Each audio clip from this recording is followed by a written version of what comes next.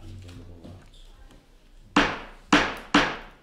Call the meeting order for the Wednesday, October 28th, for the Housing Authority. Start with roll call. Bill Powell, Present. Scott Forrest, Here. Melanie Wembley, Here. Dave Richard, Here. Ray Cruz, Here. Anthony Sanford, Here. Mariana Hill. Commissioner Hill had another appointment come up, so she won't be with us today. Approval of the minutes, regular meeting September 23rd, 2015. So moved. I'll second. So moved and seconded. Any questions? All in favor? Aye. Aye. Opposed? Now, let's move on. I think it's Those people I think leaving. okay. All right. Any public comments? No public comments? All right, let's review of financial reports. For the month of September, the Housing Authority had a small loss. I mean, not that any loss is a good loss, but it was a relatively small loss of about $37,000. That's in relation to, when you look at the last month or two, we've had some losses as opposed to the first couple of months where we had the really large gains. Over the year to date, we still have a profit of $65,000. So we're still well above, almost 3 times higher than we expected to be at this point in time in the year. So as far as, budget to actual, we're doing much better than we'd expected to be doing at this point in time. We did do some of the reallocations. If you notice, there's a little bit more balance between the Section 8 public housing program. So the public housing program had, I think, a $77,000 loss. The Section 8 program had a $40,000 profit. So there's still some difference, but a lot more parity. I think before that difference would have been much greater. So as you notice that we have made those changes, and you'll continue to see the balance between the two programs kind of start to even out a little bit more. Are there any questions on the details in the financial report? So I guess I had 2 questions. One was, so this has kind of been 2 months in a row where we've gone negative. Do you think that that's going to continue, or is it? No, I don't think it's going to be a long-term thing. I think we've just had a couple months where we had some higher expenditures. With the summer, we've been doing a lot of the REACT work, and we've been paying for that. Instead of doing capital, we've been saving that up for a larger project. There were a couple of larger projects we want to do later in the year. So we've been spending more operational funds for those things. So I don't really expect that, if we're looking at, November, December, January, I expect we'll be back much closer to either a break even or back into the profits. I don't, I still think though, the profits that we saw at the beginning of the year were a surprise. We didn't expect to be that far ahead. I don't expect things to get back to that level, but I do expect them to get back to break even. And then just the adjustments in terms of the allocation of the overhead costs between the different programs. Where it seems like now we're trying to move them so that they're more at each at a break even, as opposed to where maybe where the actual costs lie. And so I was just trying to understand where your strategy is there. Well, it's not so much that we're trying to move them to get them to break even. It's just so that we're accurately reporting where the expenses and the revenues are. So you're doing it based on how kind of the overhead's being used, as opposed to originally part of the allocation of the central office has been, year over year we just kind of look at where we were last year and then we make projections for this year.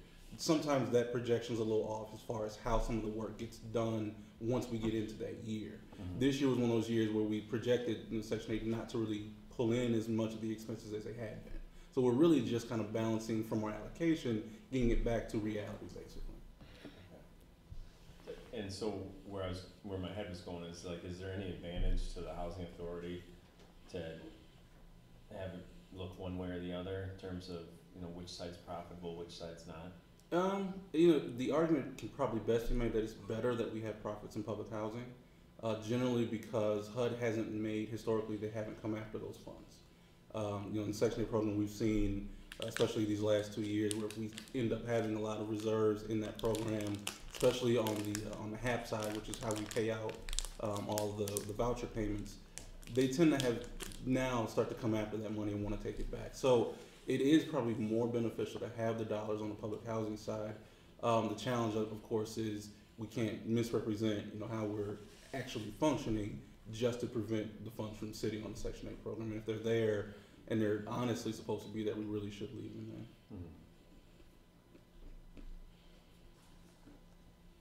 there any other questions?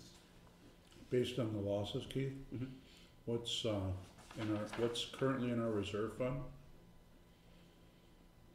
Ballpark? Oh, I thought that was a two-part question, sorry. It is.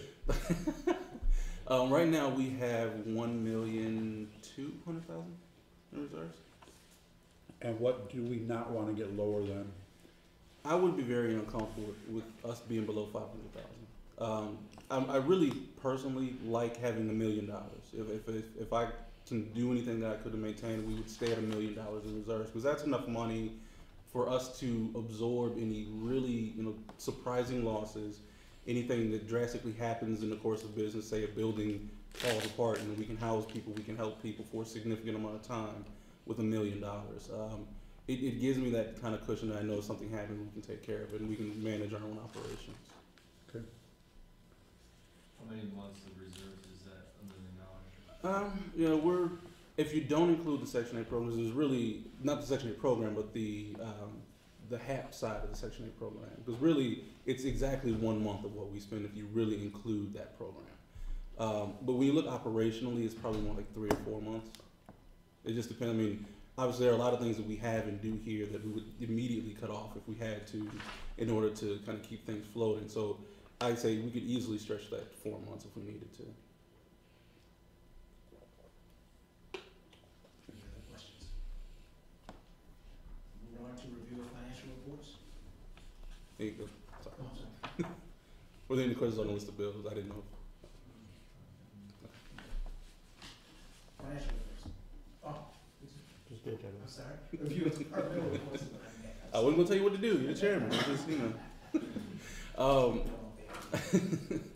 The Housing Authority, we talked last month. We had the big presentation about some of the things we're going to be doing. And the first one, we talked about the digital divide, and we've already started kind of rolling that out. We had Comcast come out. It was earlier this month, wasn't it? And so we had them come out. They're basically putting everybody into one kind of bulk purchase for us. We're going to do roughly 100 units in our first phase, and then we'll add the remaining about 89 units in the family sites in the second phase of the rollout. So that's something that it's going to be completely free for the residents, as we mentioned in the presentation. We're still working on a solution for computers just to make sure that all residents have access to computers. We're trying to get either grants or trying to find some programs where we can just purchase really low-cost computers to ensure that not only is there access, but there's an actual way to use it as well. But I think as a first step, and at least everybody has the access, at a minimum can use their smartphone to kind of see what the world has to offer, at least on the internet. So we have started down that road, so just want to let you guys kind of know that we are moving that forward. Yes. Have you ever applied for a grant at the Community Foundation? Not before, no. Because they do grants for equipment and things like that, as opposed to staff. Mm-hmm. So that might be a resource. We'll look into that. I think you can apply up to like $15,000 or $20,000. It'd be more than enough. Yeah. We only need basically 100 or so computers, and probably we could do an assessment ahead of time to know actually how many we actually need, Right. versus just saying, we want blanket number of computers. Okay. So yeah, we can absolutely look into that. We have also, I don't know if there were any questions related to that. I was trying to look up a contact number for you for the foundation. We have also started on our website now. Residents can pay online, and we've been rolling this out a little bit quietly in the beginning, just because we're internally working on some of the process of how we're going to download, how we're going to identify who made payments, what the form and function of that portion of the website really needs to look like. But we have, as a test at Indian Trail in Sutwin, rolled out that, so it's right on the main page, right on the front page, pay online. Residents go in, enter their information, make the payment, it goes right to our bank. Elicor is our payment provider. It's through Old Second. They actually provide the service. I think we pay 5% as a card services fee, which for the service, I think it's a worthwhile effort. Even though it does cost us a little bit, it provides a little bit more flexibility for our residents, more ways to pay. Obviously, we're moving towards an area where people don't write as many checks, or even in some cases don't know how to write checks. This way they have just another option to pay us, and hopefully pay us quicker. It's been a long time since 'cause I rented, but can you pay rent like to a normal landlord with a credit card? 'Cause I know I can't like pay my mortgage with a credit card. Right. So I'll just, You can. I mean, when I have at places I've lived in Atlanta and other places where you can. I think they tend to kind of not encourage that, obviously, because now there's all those different things that go on with credit card companies where it's harder for us potentially to maintain the funds if there was ever a claim of fraud. It's also, more expensive for the resident because now they're paying us and the fees to the credit card company. But the entire program is through the bank. They guarantee it. They secure it. So we allow it. I mean, normally it's like I said, it's advised that people use debit cards, but if it pays the rent, it pays the rent, I suppose. yeah, I guess I just wonder philosophically how I feel about somebody paying their housing with a credit card. Yeah, no, wrong. It does make it more expensive as a whole. I mean, it's already supposed to be low income housing, and if you're paying with a credit card, it adds more debt. It adds the interest fees. So it does have that question, and we can tailor it if the board decides, that we want to change to a situation where we don't do credit cards, but we just do debit cards, or we do bank drafts and debit cards. I mean, right now we've allowed basically any form of payment. So if they want to use a credit card, debit card, bank drafts, all of those options are available. We can tailor it at any point in time to remove or add payment options. I mean, am I in left field with that? Like, do you guys, does anybody else have an issue with that? I do think it's a bit of a contradiction to, for residents, particularly low-income public housing residents, to use credit cards and to have those fees attached to what is already, probably a struggle for them to pay their rent and to exist. So, I don't know. Do you have a lot of them paying with credit cards though? 'Cause I'd be surprised. No. Right now, honestly, because we've rolled it out so small, we actually received exactly 2 payments. So it's not been a lot right Yeah. now. As more people know about the program, Electronically period or Yeah, two no, payments? electronically period. Yeah. Yeah, so it's not right now anyway, it's not a large percentage of people that are using the program. Mhm. And again, we haven't advertised it out to everyone just yet. We've done 2 test sites, just so we can also kind of grow with this program and understand exactly how we need it to work in order to make it work well for the residents. So I thought you were referring to that the housing authority would be a payee at their bank, so it would just be like a automatic withdrawal from their checking They can do that as account well. or whatever. They can set that up as That's well. cool. I mean, Yeah. that's fantastic that way. But the credit card thing, I'm not so sure. I don't know. Well, is that a discussion we wanna have, or seems like now would be the time to do it if it's, not fully rolled out yet? Where did I, Can we discourage, just roll it out, basically discourage people from using their credit cards for the payment, just for the reason that it is gonna be more expensive? Sure. I mean, we can not only add a disclaimer to the site, we can also, as we get that information out to residents, we can add up, because we're actually doing a flyer now that goes out to everybody, says, this is the new program, how you go on and use it. And there's a note on that page, it's not, encouraged that you use credit cards for these reasons, it's gonna cost you more, the debt issue, obviously.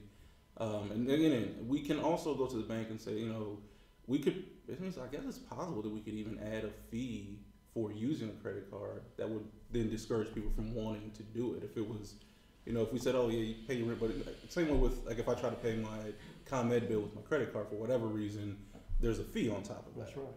That discourages me from wanting to do that, and I set up the automatic bank draft. So we could kind of do the same thing where it becomes more expensive potentially to do that, to encourage people to go a different route.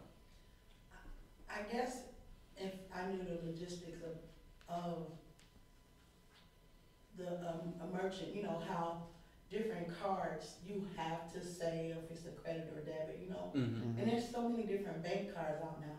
Mhm. Or not just bank cards, like the Walmart card, where you have the Visa logo or something, and you can use it anywhere, but it's technically not a credit card. Right. And they have state issued, like coming up, the next thing you probably be talking about that's in here, like the card from the credit union. Mm-hmm. Like there's different cards, you know what I mean? So it gets into the technical part that I'm not sure about. Because if I can only use that card, it's not technically a credit card. I don't have an amount that I can, use up to. It's not a loan, that kind of, but I can only swipe it and say it's a credit card. You know what I mean? Right. That part. So, because the government, even Illinois, the state of Illinois, some child support payments are put on a card. Mm-hmm. So therefore, like, I can put that as credit card, you know what I mean? It's similar like with any, with my debit card, you have the option, I can swipe it as a credit card or as a debit card, and the effect to me is the same. It still hits my bank account. But the question becomes, if we cut off one, does it impact? Like, I can't go on, like, for example, I couldn't go out and say we're not going to accept cards with the Visa or whatever logo, because that also takes away debit cards. So it's a matter, I think, internally we're going to have to figure out with the bank how we would even be able to differentiate between the two. Then after we figure that out, maybe come back to the board in a month and say, okay, this is what we found out in relation to this. How would you guys like to proceed? And then, yeah, maybe you could find out to, like, is this are agencies moving to this being an accepted practice, around the country? I mean, I think you definitely have to put the disclaimer that it costs more. It doesn't necessarily cost more unless you don't pay it on time, you know what I mean? So it's like, it's not gonna cost more for everybody, but I think it's just. And I was looking for this, it talks about financial literacy that the credit union's gonna do. Yeah. So I mean, maybe you make that part of that, but if these if we have our residents, and they're low income, right? In a pinch, because it's convenient, they're gonna use the card, and that's all part of the financial literacy part that, so it's a convenience issue, but we also have to, I think, you're right, show some responsibility and say to them, you're gonna pay more, and then you got more on top of, that if you don't pay it off, and you do that 3-4 months, right? And so I think you gotta do the disclaimer and put it in the financial literacy stuff. But it's there kind of for convenience, you know what I mean? You still have to have people have personal responsibility. Right. Can't do everything for them, Right, that's true. so. And that's what saying on different I payment can't put cards. I can't pay my housing on a credit card, and there's a reason for that. And I think Yeah. that housing should not be a credit thing, so I just have a problem. Yeah, I think But it sends, find it out. sends the wrong, it sends the Can you wrong do message. rent? It absolutely does. I know, I've never even thought about, using, so I don't. No, I know, I can't pay my mortgage on a credit card. They won't accept it. Well, yeah, but mortgage and rent is different. This is Sure. rent, not mortgage. Well, let's think about it. Yeah, absolutely. Let's That's talk about it. Absolutely. If there's nothing, as Commissioner Wimberly was mentioning, we're partnering with the. Sorry. No, Side conversation. We'll talk later. No, I didn't want to let you guys talk. Well, I mean, I'm thinking, well, if I can pay my mortgage with a credit card and I'm using American Express, I got all these points I can really build up. So, yeah. So the Housing Authority is partnering with the Fox Valley Credit Union. One of the things that we do every month, we cut checks to roughly 100 or so of our residents. They get what's called a utility allowance, and it's funds from us to help them pay for their gas, light, well, we pay water bills, but gas and electric bills, the trash bills for those who pay them or used to pay them. Those funds, we write a check for, and it's a kind of a time-consuming process for us. So on one hand, don't be wrong, this was sort of driven by the idea that we won't have to cut checks, we just do an ACH transfer. But essentially, partnering with the Fox Valley Credit Union will provide each one of these clients with two things: a debit card from the Fox Valley Credit Union and an account at the Fox Valley Credit Union. They will all become credit union members after we've opened up this process. We've done a check. Everybody who's eligible for a utility allowance is also eligible for membership at the credit union. The credit union will provide them with credit counseling, financial literacy training. They're also going to be more involved in our communities. They'll come out regularly to do a variety of training, from saving for college to building for home ownership, and a lot of other kind of things that we think our residents kind of don't always have access to. And these are the kind of trainings that the credit union specializes in for their membership. And I think they've shown a real interest in working with low-income individuals, not just ours, but in the city of Aurora. Obviously, the benefit to the credit union is that they have more members. The benefit to us is now we don't have to cut as many checks. And the benefit to our clients is that now they have a debit card and an account that they can use as a bank account at the credit union, but also they have access to all the services the credit union offers. They also, it does lower the risk. It actually eliminates the risk of lost checks or people moving checks not showing up in the mail. This way the ACH shows up on a specified date. If it's not there, it's electronic. We can very quickly fix it, find it, and get things kind of the way they should be. So it's just another step that we're taking, kind of a hybrid. It helps us in the community, but it also helps our residents and provides some services that I think our residents both deserve and could really benefit from having access to. So do they have to have an account there to get their? No, they get the account because we're gonna open the account on their behalf, kind of. But that's where the reimbursements, the utility Yes. reimbursements go? Yes. So if they wanna direct those to their old second account, could they do that, or do they have? In theory, they could. If somebody came to us and said, we've set it up such that everybody, at least up front, is going to be given a new account at the credit union. If somebody came and said, I'd rather this go to my old second account, that's fine too. But if they're getting that utility reimbursement, they don't pay rent, so. Well, that's true, and that's another thing. When we cut the check, Okay. these are people who aren't paying us rent. Yeah, Okay. How many do you have in that category? roughly 100. Really? Mhm. Okay. No, anything else? Okay. Last thing we've talked about, kind of making more upgrades for the staff and moving the agency into a more mobile and flexible environment. So we've now made the decision and really finalized the quote and everything to push everybody away from the desktop computers and to our laptop computers. The laptops, this office obviously has Wi-Fi throughout, and all of our offices do. Having laptop computers allows our staff the ability to really collaborate. Everybody in the Section 8 department right now, for example, they have their desktop computers. They're in an area where they could collaborate, but they're tied really to that computer. It's not like I can pick up a desktop, take it to the person next to me and say, hey, what do you think about this? When everybody has a laptop, it's much easier for them to pick that up, walk over to someone, hey, what's your ideas? What do you think? Collaboration becomes easier. And again, it's just part of our process of becoming just a more modern agency. It's very rare now that businesses even have desktop computers unless it's for a person who's never going to leave that desk. And we just feel like having the ability to collaborate between departments and inside of them is important to our goal of kind of being really cutting edge and moving things forward. What's the procedure on the security of those, and do they get to be taken off site? Have you worked all that out? Mm-hmm. So all of the laptops, in order to access our systems here, we have a virtual private network or a VPN, and it's secured and locked, it's encrypted. The only way in to our system here is through that network, and that's the only way to access, for example, the software that we use, any of the files that our employees keep on our resident files, whether it be paperwork, whatever. It's all stored on our servers that are hardwired here.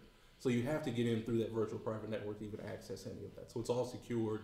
I think we just upgraded to a new Microsoft server, SQL server. So the security, the encryption is there, and it's required by HUD as well. Obviously, we're dealing with tenant information, so we do have to have that. When we've done that, and it's not a reason not to do it. It's just one of the challenges you run into is people take them home, and then their kids start getting. It's not that they're getting into your AHA stuff, but they're going out and going to kid sites and putting games and shit on there, and all of a sudden then they bring it back to work and say my computer doesn't work anymore. So you will have to figure out how to kind of train and. One of the things we have now, at least, most of the computers. Now I know most of the directors actually do have access to this, but I know Maria yelled at me once because they don't have the ability to add. You have to have an administrator password to add anything to the computer. That doesn't mean obviously going on the internet you can still do that regardless, and there is a lot of stuff that you can do that could cause problems for a computer anyway. But to really add programming, that pop-up box comes up and it asks for an administrative password before anything can be installed. Obviously nothing's perfect, and we're going to have those challenges. You're going to have more of those things you'll have to just kind of train and manage. Exactly. And figure out how you're going to clean computers up sometimes. Sure. Who do you have that does all your computer and network stuff here now? Kamal, Jim's name is Mansour Kamal. He's our IT consultant. He's the guy who basically all the technology here. He's our kind of go-to guy for all of that. Maybe get him on a fixed contract before you do this. He is. No, he already is. No, what's funny? We got him on the contract before we did the building because we knew we were going to do all this, so we needed him for that. Are there any questions for me? So these will be laptops that you can take off the premises also? Yes. Okay. If nothing else, Maria? With the reports there, you see the public housing waiting list is currently at 1254. Applicants on our waiting list, we have 152 on our HCD and 127 in our project-based voucher waiting list. And towards the bottom there, you see some of the events going on in our family sites, with our property managers, some of the agency, Ross programming. One of our newest things, we have going on, they're gonna be, coming in soon, family counseling service over, they're gonna be opening up an office over in Maple Terrace effective November 1st, so they'll be providing services over there. Food truck coming and going from the different sites. We have the Ross manager, Kim Aponte, who has obtained training through the LIHEAP program, which is a state program that provides assistance for utility for the different residents and all that. So she'll be helping apply and helping them through that process. Maple Terrace has an election that just happened, and Eastwood has movie nights going on every first and third Friday of the month, hosted by Maine Baptist. Are there any questions from Rita? No. Sue? For the Section 8 program, the Housing Choice Voucher Program, the month of September, we had 126 research in progress. We completed 59 annual re-exams, 36 interim rent adjustments. We reissued 10 families who were moving. We sent 8 families to other housing authorities. We completed 13 lease-ups. We did 21 initial inspections, move-in inspections, 61 annual inspections, 43 re-inspections. We had 4 terminations. 3 families were absorbed by other housing authorities.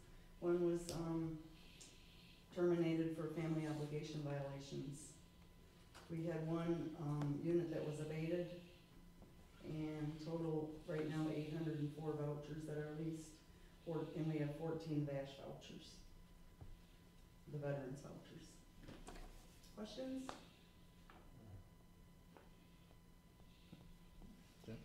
Well, as you can see with the colder weather and stuff like that, we're trying to wrap up all the outside stuff.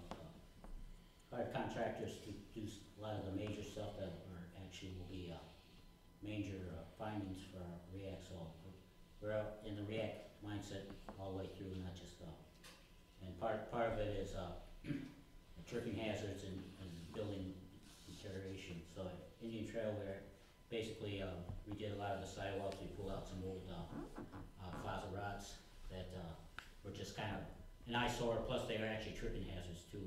And we did some landscaping and grading, so that'll actually help with the drainage, which also is a big finding. With the uses of our contractors and stuff with like the major projects, and also with the vacancies, it kind of frees up the guys to be able to start doing preventative maintenance. So a lot of times when they're actually doing the work orders, they can actually, like old shut-off valves and stuff like that, we can actually change it out before they actually start leaking, so we're a little bit ahead. And then usually about this time of the year, we usually do like a major outside cleanup, you know, we'll hit the fence lines, we'll, you know, just kind of clean the street drain sewers, and, you know, just any type of minor concrete work, some more work that around buildings, or maybe even slight concrete work, cracks in the sidewalks. And as you can see, there was 11 vacancy turnarounds. There was a couple of tiers that were included in there. Questions?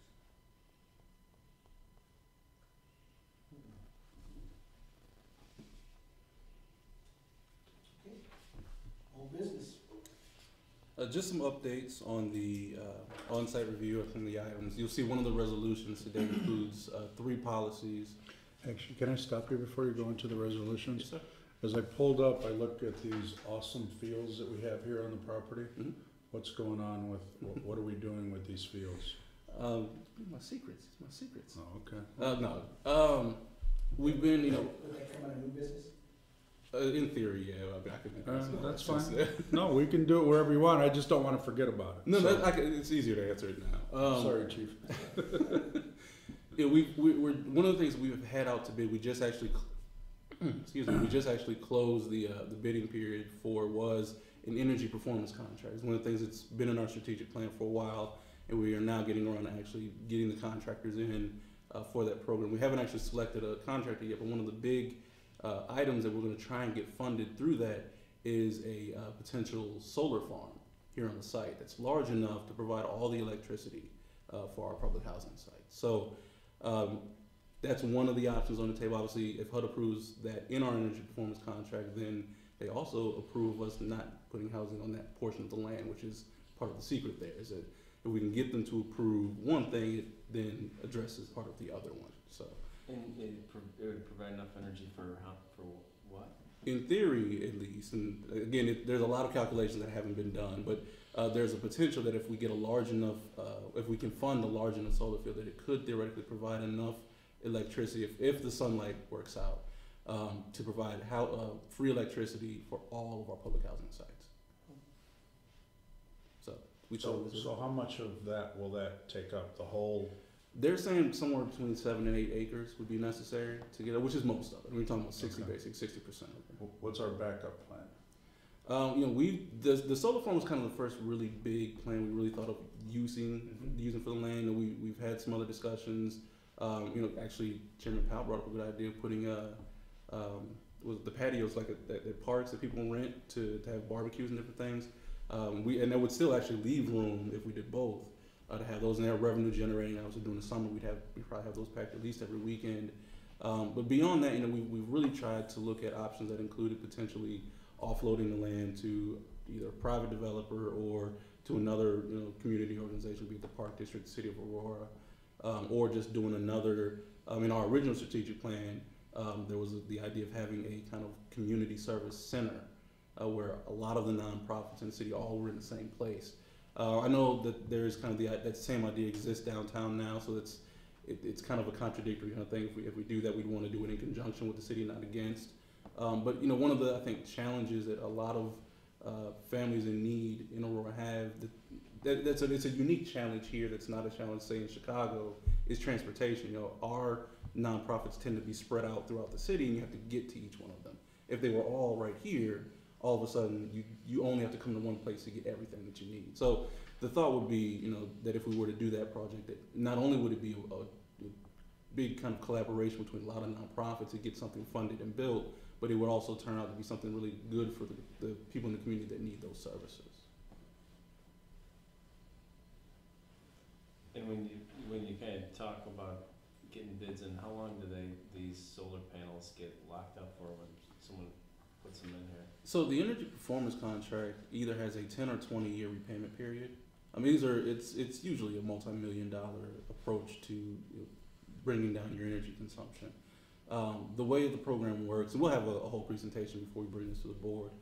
Essentially, it's funded and the funds are guaranteed through the energy savings. So the company that comes out and says we're going to do X number of dollars worth of work actually comes and does an investment grade audit of the housing authority first to guarantee that they can save us the dollars necessary to pay back the loan. If for some reason the savings don't come through, we're not obligated to pay back the loan beyond the funds that are saved. So you would ideally see it paid back in 20 years, probably with the solar farm if we did something, because it would be an expensive thing to build out. It's expensive, and the payback period's a long time. Yeah. And then you're stuck with them for 20 years. Right. Yeah, once they're there, they're there. Plus the maintenance and everything else that goes along with them. Yeah, all those costs have to be considered, and but that's the hope, is that we can get that done. And again, it's the kind of thing, even if it only provides free energy for 25%, it's still something that, well, one, it's free energy, and two, it's again putting us in a position where we're doing things, we're being thoughtful to not only the environment, but we're also being thoughtful to our residents and ways that we can actually save federal dollars, and we're not spending as much taxpayer money on utilities. Yeah, in the meantime, until we get however long that proposal takes and so forth, and of course with it becoming winter, it doesn't make sense right now, but go into next year and see if we can either lease or offer these fields to the Park District or to several of the soccer clubs that are out there. The benefit of offering it to the Park District, and this is when I was on the board a while back, is if they have those fields, they maintain them for you.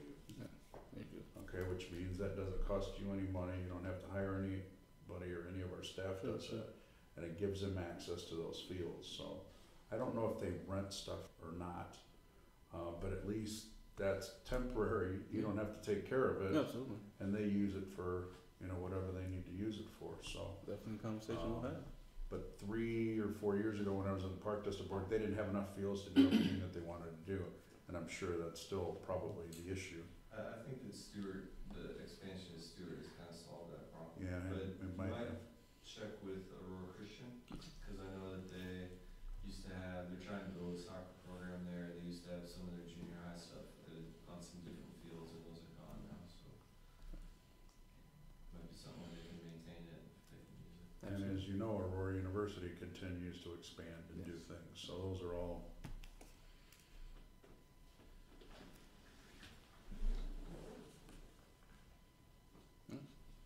Okay, old business, right? Yeah.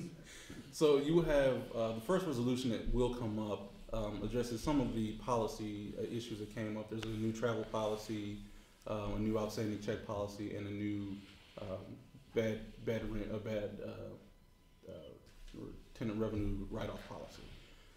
So that's just kind of us starting down that road. Also, before the end of the month, we will have new, and I'll have to get with the chairman to get signed, the new HUD forms for the bank. We'll get those. I already talked to the bank about getting the counter signatures from Karen over at the bank, Karen Nelson. So a lot of we're taking care of and kind of checking off the easy stuff now. The policies are pretty easy to draft up and do, and kind of the checklist stuff.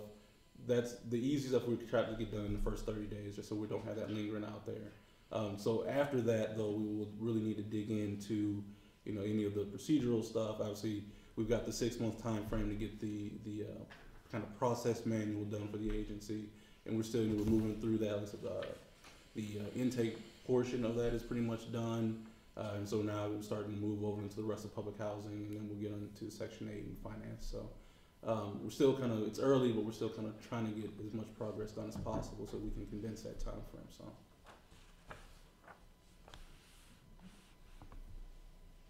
Is there a typo in this second paragraph where it says receivable write-off police? I know the chairman is a former chief of police, but I'm not sure he can slip in the police in there when it should say policy. Yeah, I'll get that. Sounds funny, right, chief? Yeah. All right, any other old business? Moving on to new business. Right. We have 3 resolutions come before the board. The first is Resolution 15-07, which is approval of travel policy, write-off policy, and outstanding check policy.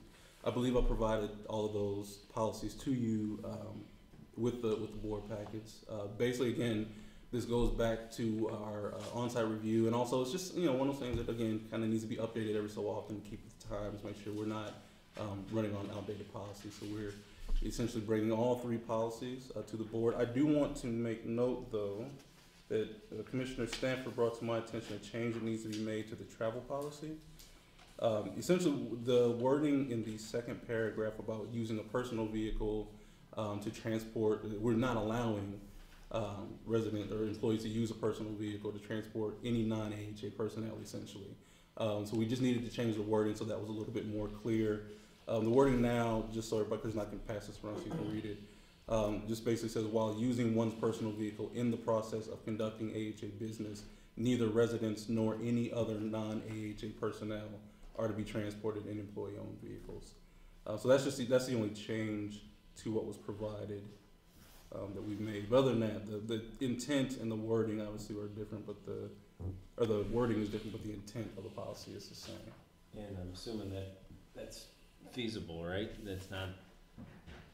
Oh, no, we have. There's no there's not situations where people have to take their personal vehicle to do something. There shouldn't be. I mean, we have more than 4 sedan-style vehicles that can be used for AHA business. If somebody were to say, hey, I need to take a resident somewhere and it's getting close to closing time, take the vehicle, bring it back in the morning. So I would find it highly unlikely that there's really any good reason, because I can't imagine that we wouldn't have scheduled ahead of time, or tried to schedule at least ahead of time, that I'm going to be working with a resident or need to take a resident someplace. And really, honestly, the only person that I can even think of that would be doing something like that would either be Kim or maybe somebody on Maria's staff that would actually have a resident in their car. Now, non-AHA personnel is a little different. I mean, there are times, obviously, I've driven around people who aren't AHA personnel, and to be completely honest, I've done it in my car. So that's something that even I'll need to change, is that, you know, when I put that on my schedule, I need to make sure I have one of these sedans or one of these cars ready to be taken out. But those kinds of things generally happen during the course of the business day, so there's really not, in my opinion,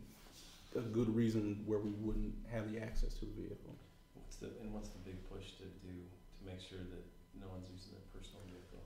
Just a risk, really. Liability. Yeah, I don't, you know, it's almost more protection for the employees than it is the agency, because if, Right. say there's an accident and, you know, say the employee doesn't have as much insurance as the and they agency get sued, does. you know, we're covered. Obviously, anything happens, we really don't have to worry about it for it. But if I have a car, let's say I have two cars, one of them I have a loan on, the other one I don't, so I got the other one all the way down to just basic coverage, and then an accident happens, so all that liability would fall, you know, back on me as an individual, and I don't think any of us, I couldn't afford, you know, a big hit like that. So it's really more to protect the employees than it might be the agents. And the attorneys will go after the big pockets, which is the agency anyway. But they'll try to get everybody, right?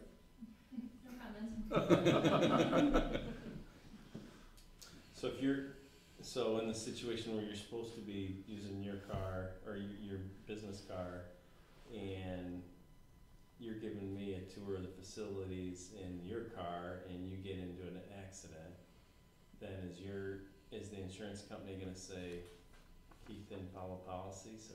Yeah, pretty much. Yeah, but I think, doesn't that put the employees then, I mean, I guess you could say follow the policy, but I'm just wondering, my question is it totally feasible that you can say, under no circumstance can you drive your own car? To be clear, I can't ever say that it would never ever happen. Like that's, you know, it's something that's needed. I just find it really unlikely. And then we have cars at multiple locations. It's not like the only place to get a car is here. There's a car station at Southwind.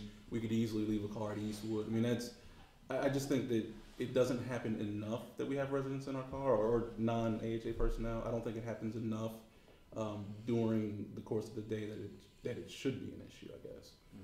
I think what Scott's saying though is that should be the policy. Which part? So That they never use a personal vehicle for AHA business at all. AHA business, period. Is that what you're saying? I guess that's what this says, and I'm just wondering if it's Feasible, that's what That's I'm saying. doable. Yeah, that's what I'm saying. Well, it's not If exactly something arises, I think what they're saying is something arises, they go out there, what's gonna be the ramifications? And I agree, I think the ramifications is gonna be if you're using your personal vehicle for this, you haven't declared that to your insurance company. Your insurance company's gonna turn around and say, we're not paying for that. And now the employee's liable, Right, and exactly, that puts your employee through all kinds of heck, right. out of the office, lawsuits, you don't want that. Which is what we encourage, the use of the company car. But I do understand your point. I can't tell you that there's never going to be an opportunity where, you know, it's 4:50 and somebody calls Kim and says, hey, I really need to get to the doctor's appointment. And Kim cares about the residents. She more than likely, and Maria, correct me if I'm wrong, she probably would break the policy to get somebody where they needed to be. The thing we really, really try to avoid is, look, if you can at all avoid this. And I just think there's really no, even in that situation, if she called and said, listen, I got somebody I need to take over, can I come grab a car and come run them? Yeah. Can you take the car home because you are going to be out past business hours? Absolutely.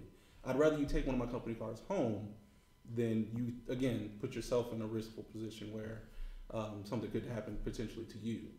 But I can't tell you that that's never ever going to be the case. I just think that it's such a rare chance that would happen that that's why the policy is kind of that way. What about when you drive around to like different meetings with different people around Chicago? Are you driving your own car or are you driving an AHA? I drive my car. But you're doing AHA business. True. Now, and that's something we may need to figure out because, you know, I do have the car allowance, which the AHA essentially pays me for the use of my car. So I think I'm still covered in that sense. I would think so. Because there's an actual payment that the company makes to me for the use of my vehicle. Since we give him allowance, and that's his car, I think he would be covered driving his car. Offhand. And I our was just thinking expense wise, because it says, you know, however, in situations where AHA owned vehicles are not practical, the AHA will reimburse. absolutely, and there've been you know, I just wonder, maybe it just probably doesn't matter, but I'm just thinking like expense-wise, it's probably more expensive to pay you to use your car. We're already paying for your car, but then we're also paying mileage reimbursement. Well, I don't get a reimbursement. I don't get any reimbursement. Because I get the allowance, I don't get any reimbursement. I got you, that makes sense. And just so you know, our insurance company is aware of my vehicle. They don't. I still have personal insurance, but they're aware that at times I use my. It's part of the things I have to check off is, do I receive a vehicle allowance? So they know that I get the allowance and that I use my vehicle as well. Got it, thank you. Are there any other questions? Very stressful, I had to have a cookie.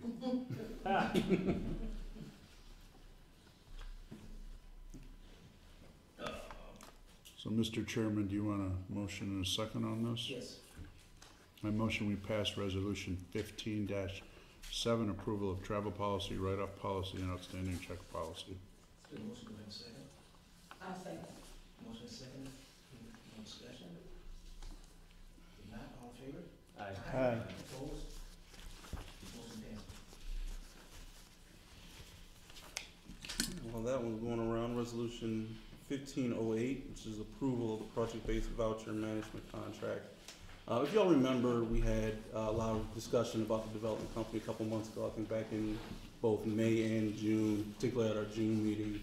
And the board made the decision at that meeting to, that they wanted the development company to act as a fully separate entity. And one of the things that, as a result of that, we had to kind of put on pause, not the use necessarily, but the payments from the housing authority to the development company for that contract. So what we did, we did a full nationwide RFP process where we went out to bid for this service. We did have the bid scored. I had none of the development company staff who are shared between the two entities had anything to do with the scoring. Sorry. And we did ultimately, the development company was the higher scored of the two. The two people who scored, Maria scored, and then our HR consultant, who's an outsider to the entire agency, Natasha Magruder, was the other person who scored proposals. But essentially this is formalizing as a outside entity that contract and the work that was being done by the development company. So in order to, like as the board requested that the two entities be separate, we had to go through a full procurement process. We actually extended the procurement because originally it was, we were gonna do this in September. We had the bid out for about 2 weeks. We didn't get enough response, so we actually left it out for another month to try and get more people time to respond, just to make sure that we try to get as much opportunity for people to bid on this as possible. So that is the reason for this particular contract. As you know, the work was still being performed, but there wasn't any payments for it. So when you do a big procurement, does do we have like outside counsel come in and review like our processes, or how do we like as a board get assured like everything that we're doing in terms of the bid process we're buttoned up and we're doing what we need to do? Well, there's not only is there HUD procurement rules that we have to follow regardless of whether it's a small purchase or a large purchase. There are rules that HUD sets forward that we have to follow anyway in order for procurement to be valid. And there has to be public notice. It has to be out for a fixed. There has to be a minimum amount of time. HUD will oftentimes come back. Say if we get a procurement and only one person bids, even though we have bid it out, HUD has to actually approve the fact that only one person responded. So on top of that fact, we do actually have a procurement policy. David Kramer is our lead procurement officer. He oversees all of these processes as well and makes sure that he keeps a binder that has all the information of when the procurement went out, where it was posted, who responded, the responses are captured there, the scoring is captured. So there's a binder for all of these as well. Mm-hmm. But it is, to kind of answer that question, I guess if there's something more that the board wanted, I mean, this has been the process we've used for all the procurements we've done to this point. If the board did want, additional assurances, we could just develop that. I just think that this is different because this is more like Sister company. This is a sister company, exactly. And so and I'm not suggesting anything you said is not buttoned up. I'm just saying that, for us to award a major contract to a sister company, I'm just trying to make sure that we are buttoned up and not, Crossed all the I's, dotted all the T's. I know we'd be happy to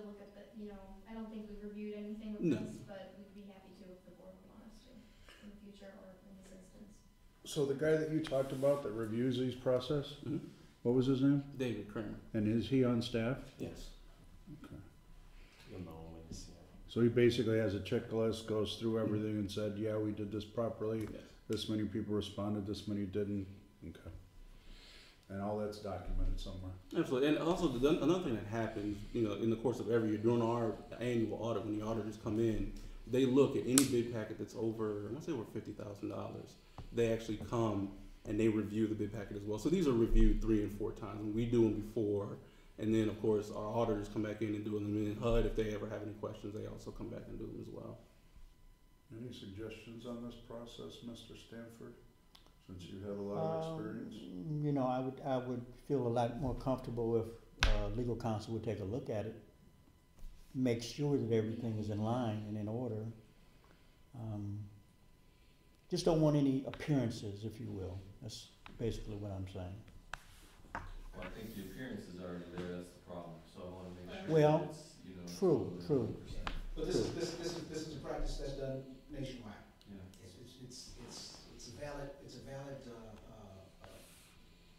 process, and I understand the appearances and stuff, somebody that's not knowledgeable would absolutely turn around and say, hey, look, how can you turn around and do that? But it's an accepted practice by HUD, they have rules and regulations, personally, I don't, and I tend to agree, I mean, if Google looks at it, and they don't have any issue with it, I think it clears us of, Yeah, I mean, with the blessing of legal, I'm thinking that it's kosher and it's ready to go.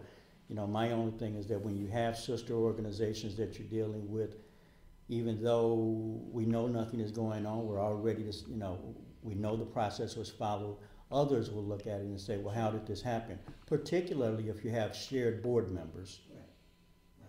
And if you don't get a lot of people that responded to the proposal. I will entertain a motion then to table this till next meeting. Is that, Oh, can we table? Yeah, that was in this Well, one. no, I have a question. Sure. Can we approve the proposal based on attorney review? Sure. And vote on it today? Because it would be conditional if the attorneys came back and said anything was out of order, then it would invalidate Alright, the that way we don't have to That's come fine, back to you can it. approve it pending attorney review. Yeah, that's what I'm saying. That's fine. So I'll make a motion that we approve resolution 15-08, approval of the project-based vouchers management contract pending attorney review. Second. Been motion and second, any other questions? If not, all in favor? Aye. Opposed?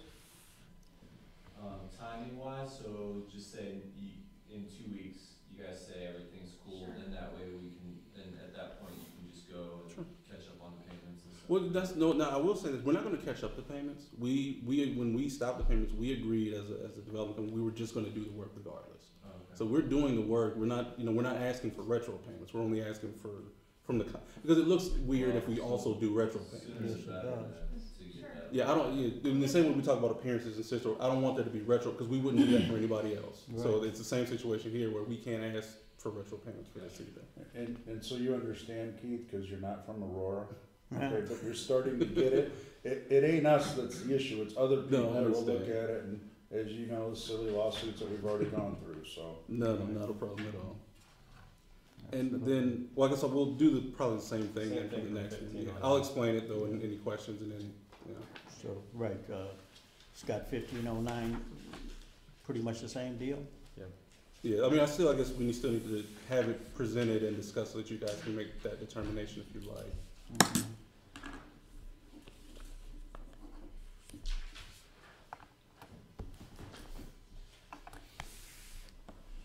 Well, I'll just motion we do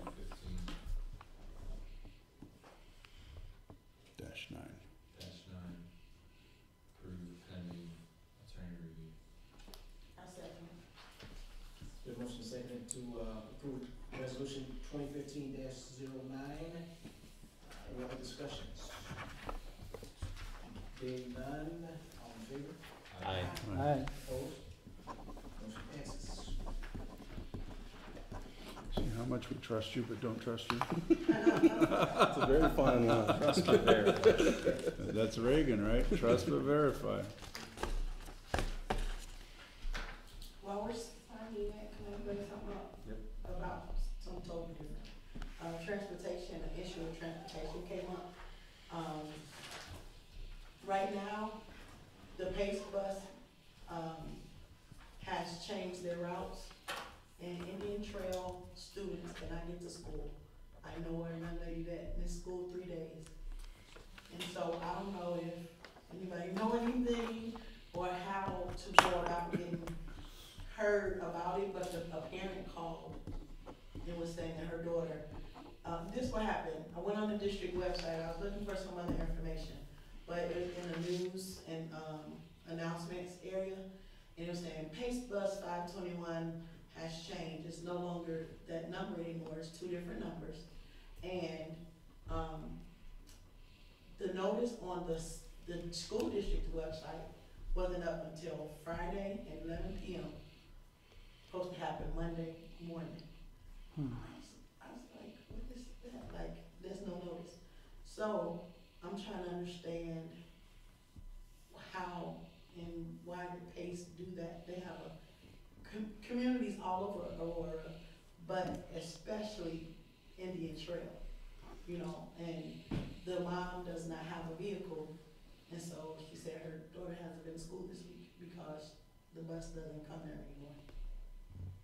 So I don't know if anyone know anything about Pace, and I think the person at school district, I contact the school district and, you know, try to get reasoning. I'm pretty sure the Pace contacted the school district and said, hey, you know, we're moving this route, you know, for whatever reasons, and maybe they can address that with Pace, but That's, somebody else has a better idea than I'll look into, seeing if there's some other transportation options available. Obviously, we definitely want our students to be able to go to school. I think it's a little surprising, I guess, because there's a lot of people in that area. Right. So, but of course, Pace. I mean, that's gonna be the big question. Pace is gonna turn around and say, well, everybody else is getting to school, how come? Yeah, this so, one I mean, person can't get to school, I guess, but- And Pace, obviously they're no different than us. They make their own decision. But absolutely, we'll do everything we can to at least try and help figure out some other alternative for them. Do you know how many students are in that Indian Trail complex that are needing to get to school? Cause you really need to kinda have those numbers to talk to Pace, yeah, I'm not sure how many, students, but I know there's at least 20 high school students. This is in my Indian high school Trail. student, I take it. Right. And West Side? East side. East Side. Yeah. Yeah, it's long distance. That's Yeah. right. School. So- Indian Trail, because they're closest, right now, I didn't, the advocate, from Five Dollar Christian Action was the one that actually talked to the parent. And she looked online, the closest bus stop that the child will have to get to is from Indian Trail to Farnsworth. That's still quite a hike. Yeah, that's huge. And so, cause something about now the bus goes to Walmart. And so, yeah. So did they And- give notice when they did this? The only notice, like I said, the school district put on Friday night at 11 p.m. or Monday morning that the change was gonna take effect.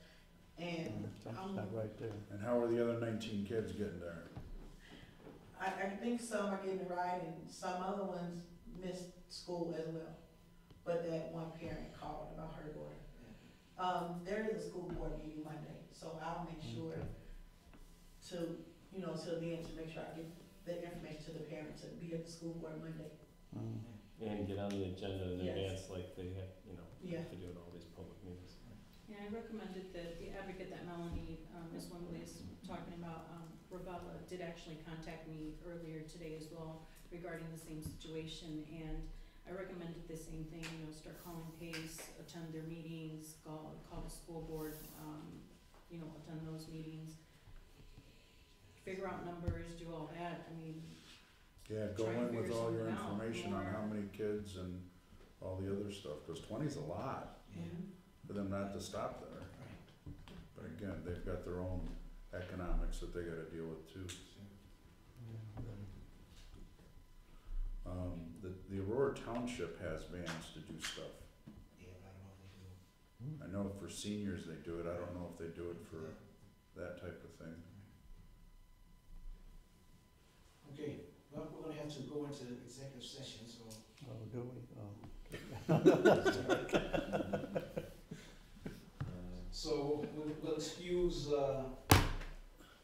See you later, Keith. Yeah, I know. And Right? now, board members and Keith, I'm getting kicked out again. I'm starting to feel some kind of way. I keep getting kicked out of meetings here. It was alright when it was them. It's different when it's Right, right. Yeah, we gotta make a motion. You need a motion to go in. You understand what it feels like, Yeah. right? Executive session. And you just gotta say why. need a motion to go into executive session for the reason of talking about, for the reason of, We're gonna talk about Keith. Yeah. yes, This is Person- personnel. for personnel. Personnel issues. Second. The motion is seconded, all in favor? Aye. Opposed?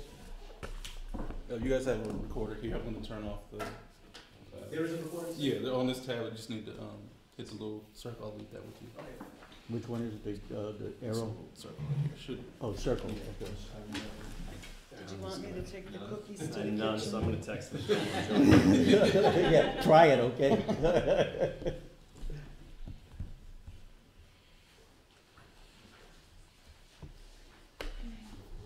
Shut this thing off now.